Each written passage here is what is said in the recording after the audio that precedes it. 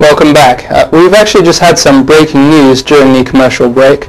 Apparently Berkshire Hathaway looks to sell its Lloyd's insurer, and this is actually coming from the Insurance Insider. The story goes that Berkshire Hathaway is restructuring its London market operations with a view to selling its Lloyd's insurer Marlborough Underwriting Agency. Marlborough, which underwrites through Syndicate 1861, is one of two Lloyd's underwriting platforms controlled by Berkshire Hathaway. According to sources, Berkshire has had a number of approaches reflecting the continuing interest in owning a Lloyd's underwriting platform, and is believed to be mulling over at least one serious offer.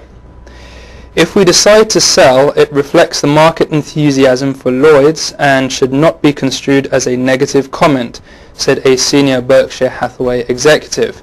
He continued, "We are currently undergoing a restructuring. If we receive a good offer, and it is in the interests of our employees, then we will seriously consider it." We'll keep our eyes on this story, and no doubt it will crop up later in the week. And back to the news. Indonesia has grounded 4 airlines and given them 3 months to improve safety standards or face a ban, a Transport Ministry spokesman said today. A safety audit found various airlines failed to meet minimum standards in several safety categories. The airlines have been moved into the Transport Ministry's bottom safety ranking and have had their Air Operator Certificates, also known as AOCs, suspended with effect from October the 7th.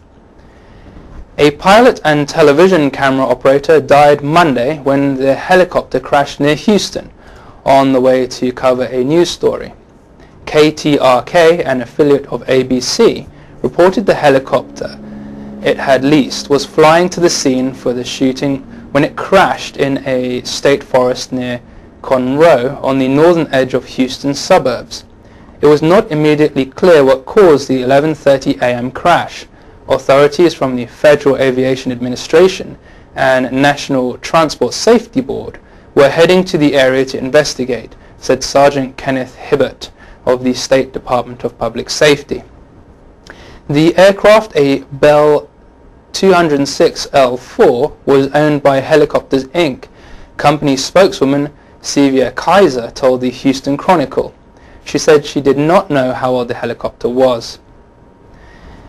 The National Hurricane Center says a tropical storm is expected to develop later in the day out of the tropical depression that is bumping heavy rain on the Netherlands Antilles Islands.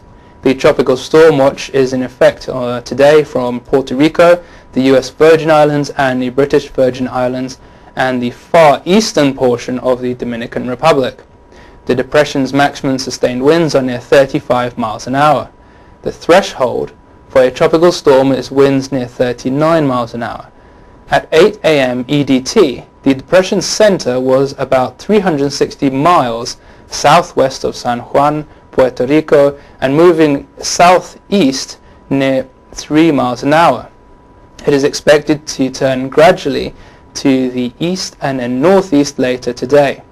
Further out in the Atlantic, the remnant of Tropical Storm Nana is dissipating. Ahmadinejad has been criticized for his economic policies since becoming president.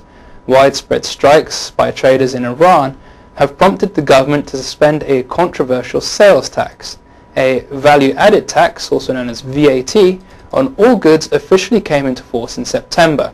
But Mohammed Ahmadinejad, the president, ordered a 2-month freeze on the tax after the protests brought market trade to a virtual standstill. Some merchants in the bazaar of the capital, Tehran, first went on strike on Wednesday. Their action spread to the cities of Isfahan, Mashhad and Tabriz.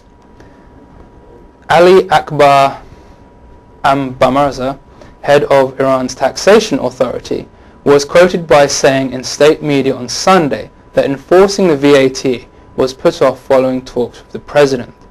With the talks that we have had with the president, it was decided to postpone it until further notice, he said. The government proposed to bring in the VAT at a rate of 3%. Traders argue that the effective rate would be higher because the levy was to be imposed on every stage of the supply chain, from producer to consumer.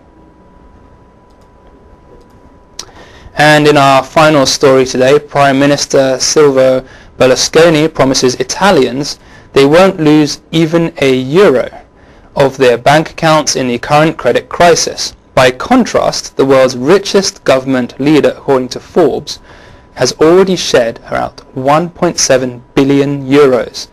There's approximately 2.3 billion US dollars of his personal fortune. Berlusconi, 72, had a net worth of $9.4 billion according to Forbes in 2008's list of the world's billionaires. Almost a quarter of that had disappeared through yesterday as his media and banking shares plummeted, with the 38% slide in Italy's benchmark stock index this year.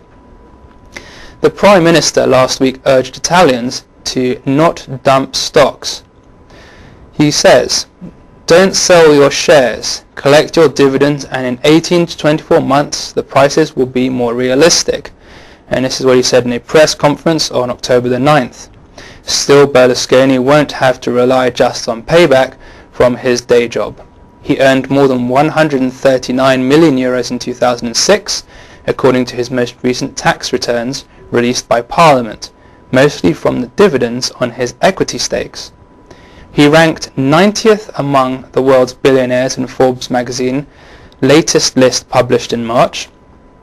That still makes him the richest elected head of government, though some others, such as Prime Minister Vladimir Putin, whose wealth is unknown, could rival Berlusconi.